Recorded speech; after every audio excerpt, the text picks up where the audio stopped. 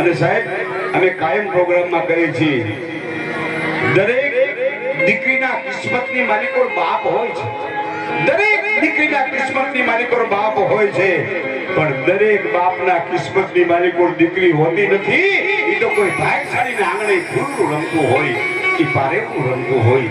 દીકરી સમર્પણનું પ્રતીક છે, દીકરી તુલસીનો ક્યારો છે, દીકરી સ્નેહનો સમંદર છે, દીકરી લાગણીનો દરિયો છે. દીકરી 18 વર્ષની થાય ત્યારે બાપની માં બની જાય.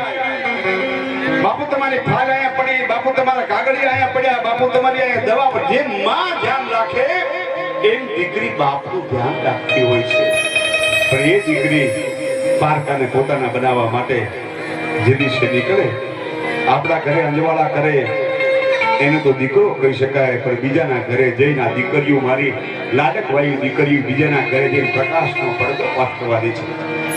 આપણા ઘરે આ દીકરી 6 મહિના પછી આવશે અને આડોશ પાડોશમાં આવી અને કોઈ પૂછે કે તમારા ઘરે કોણ મહેમાન આવ્યું છે, મારા ઘરે મહેમાન મારી દીકરી આવી છે.